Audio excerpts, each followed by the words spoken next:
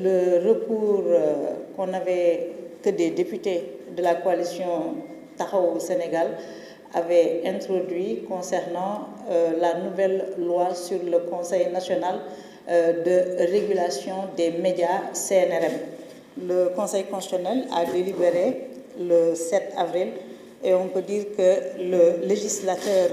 a coupé la poire en deux. Le Conseil constitutionnel rejette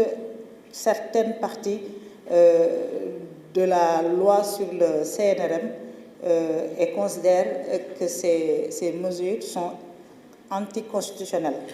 On est en train d'étudier le document, l'information vient de tomber. Je vous en parle pour que ce soit intégré et pris en compte.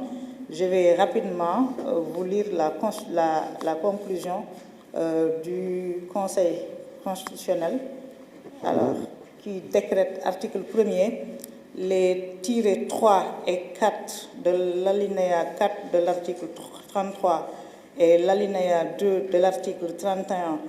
de la loi adoptée sous le numéro 07-2026 par l'Assemblée nationale en sa séance du 3 mars 2026, séparables du reste du texte, sont contraires à la Constitution. C'est ce qu'on espérait et le législateur a abondé dans le même sens. Ensuite, sous les réserves d'interprétation énoncées alors là je suis à l'article 2, sur les réserves d'interprétation énoncées respectivement aux considérations 15, 24 et 26, l'article 41, la deuxième phrase de l'alinéa 3 de l'article 31, le groupe de mots et à la force publique contenu à l'alinéa 2 de l'article 34 et l'article 42 de la loi adoptée sous le numéro 7-2026 par l'Assemblée nationale en sa séance du 3 mars 2026 ne sont pas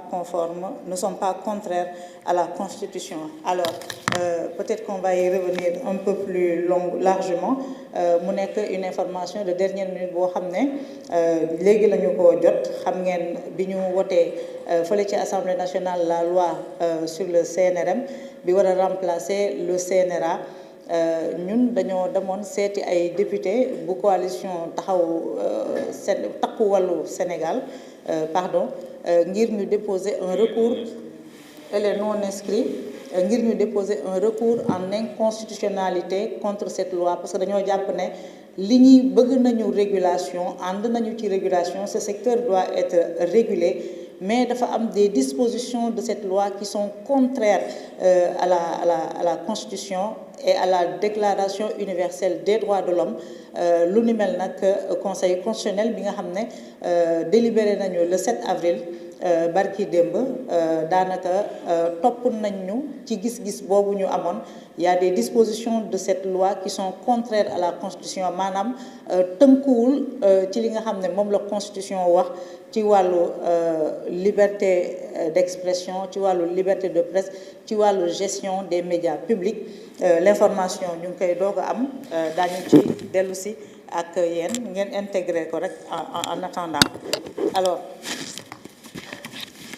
lii waral suñu ndajeem tay bi nag mooy ne démb ministre de la communication Aliou Sall ak équipe am dañoo jàkkaarloo ak taskatu xibaar yi ngir wane li nga xam ne moom mooy anam bi ñu séddalee fonds d'appui à la presse bu 2025. may fàttali rek ne conférence de presse boobu daf ko def gannaaw ba ñu ko mettre la pression pendant 2 semaines ngir mu jibal clé de répartition yi ndax kat loolu c'était un engagement. Ba mu ñëwee en 2024 dafa dem jëli les données de 2022 du fonds d'appui, les données de 2023 du fonds d'appui, extraire ci ay données wane ci lu ko neex ne yéeyaay day jouer transparence. Donc bi ayam jotee mu def li nga xam ne moom mooy répartition bi mu war a am un arrêté ministériel boo xam ne moom moo war a compléter processus bi muy tënkamlu dañ ko fàttalikat ne ko góor ca wax ja da nga ne woon transparence, donc transparence pour transparence da nga war a publier l'arrêté de répartition. Arrêté boobu nag nangu ko publier à la place dafa def une conférence de presse diffusée en diapo li nga xam ne moom mooy les données. li tax nag mu bañ a publier arrêté boobu xam na ne ñun bu ñu ko jotee daañu dem ci chambre administrative bu Cour suprême porter fa plainte wax Cour suprême mu arbitrer comme ni mu arbitrer dinañ ci ñëw tout à l'heure ci problème yu bari yoo xam ne am nañu ko ak ministre bi. ci wàllu boobu nag décision bi nga xam ne moom moo génn ci suñuy concertation ñu jël ko mooy ne dinañu porter plainte fële nga xam ne moom mooy OFNAC pour détournement de deniers publics. Daañu porter plainte OFNAC ak au niveau des tribunaux dinañu porter plainte contre le ministère de la communication pour détournement de deniers publics, détournement d'objectifs ak opacité bi nga xam ne moom moo entouré la répartition du FADP pour l'année 2025. bu ñu déposer plainte boobu dafay ñëw fekk ci recours yu bari yi nga xam ne waa CDEPS intenté woon nañu ko auprès de la chambre administrative de la Cour suprême. Premier recours bi ñu njëkk a def ñu am ci ndam dafa yitteel li nga xam ne moom mooy la plateforme de déclaration des médias mu defoon ko décembre 2024. ne woon l'objectif mooy ne moom dafa bëgg a assainir dañoo bëgg a reconnaître les médias et ñoom ñu arrogé wu le droit de dire qui est média ou qui ne l'est pas. mu doon publication boo xam ne dafa indi woon ay jafe-jafe yu bari ndax dañoo jëloon ay médias yu bari dàq leen ne ce sont des médias non conformes, médias yoo xam ne seen juddu moo jiitu ñoom ba ñuy am bac ñoom ñooñu nekk ci ministère ba. bokk na ci média yoo xam ne dañ leen déclaré woon non conforme ba ñuy judd boobu ñoom amaguñu bac tekkiwuñu bay liggéey wala mosuñu xalaat ci seen àddina ne ñoom dinañ mës a nekk ci nguur fii nga xam ne moom mooy réewu Sénégal. donc loolu mu nekk le premier désaveu bi nga xam ne jot na ko. désaveu bi recours bi dinañu ci dellu si parce que ba tey ñoom ñu ngi wéy di référé wu ci plateforme bi alors que Cour suprême daf ko ne carrément plateforme bi elle est illégale.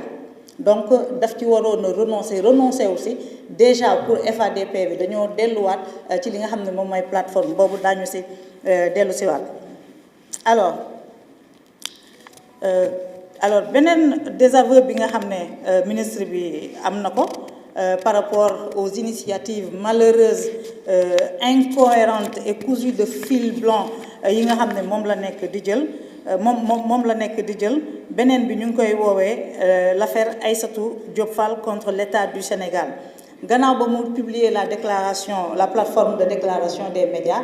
mu am médias yu mu visé bu Aïssatou Diop Fall Public SN ak yeneen yoo xam ne dañ leen visé woon ci deuxième publication bi ñu defoon nga xam ne dañoo réintégrer yeneen médias yi comme 7TV Le Quotidien Sen TV ak yeneen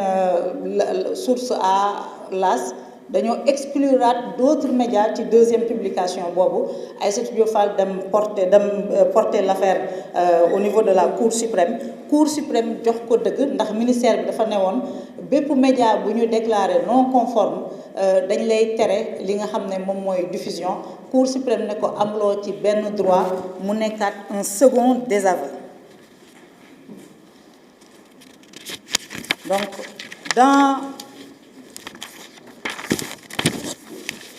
dans la mise en œuvre de sa feuille de route nag kilifa ministre bi jàpp ne ba mu démarré 2024 ba tey initiative yi mu jël yépp Cour suprême daf ko désavouer pour abus de pouvoir ak non conformité. alors moo taxoon ma ne leen sànq dinaa ñëwaat ci FADP bi ministre bi nanguwul en tout cas sukkandiku ci li nga xam ne loolu la ko Cour suprême wax malgré que Cour suprême dàq na la plateforme de déclaration des médias bi ñu waree déposer FADP bi ci plateforme boobu la sukkandikuwaat lu ni mel nag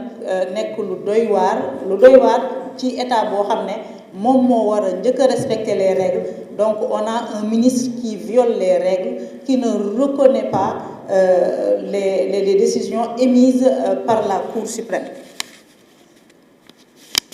Alors ba tey ci erreur yi nga xam ne mu ngi koy def te mu ngi ci wëy wax naa leen ko sànq pour l'exercice 2025 du FADP. Alors dafa sukkandiku sur cette loi rejetée par la Cour suprême bokk na ci li nga xam ne moom la ñu nemmeeku violation grave yi nga xam ne moom la ñu nemmeeku ci liggéeyam mooy bi ñuy defar FADP bi. FADP bi dafa am un décret de 2021 boo xam ne moom moo organiser ni ñu ko war a taxawalee procédures yi ñu ci war a def kan moo ci am droit kan moo ci amul droit nan lañ ko war a saytoo. Donc article 9 bu décret 2021 boobule ministre bi tamit daf ko foulé au pied bu ñu ñëwee ci article 10 bu décret 2021 boobu di régir le FADP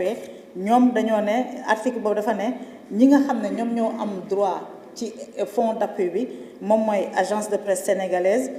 l'organe d'autorégulation muy la commission nationale de la carte de la presse wala bokk le CORED, les radios associatives ak communautaires, journalistes yi ak techniciens de l'information yi nga xam ne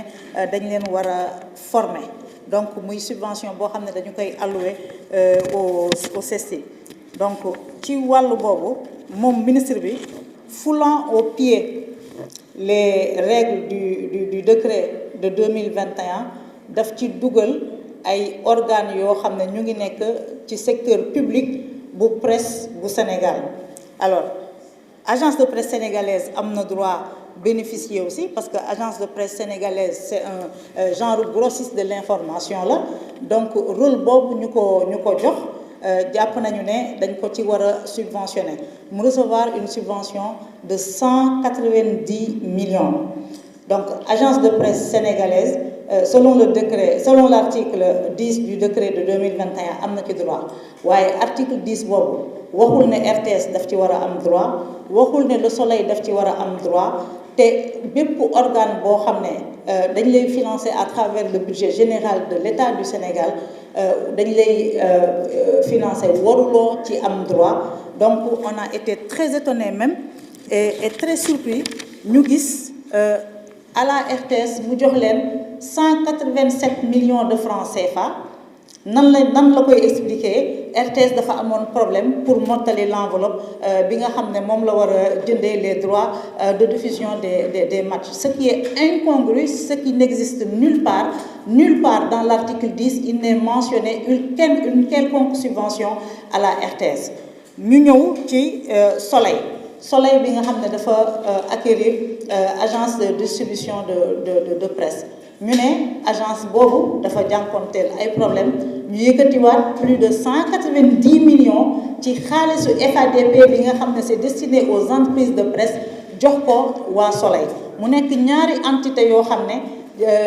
le décret de 2021 jëlu leen en compte, le ministre délibérément moom moo yëkkati enveloppe boobu jox leen. Donc boo jëlee montant bi ñu alloué Soleil alloué ko APS alloué ko APS Soleil ak RTS, c'est presque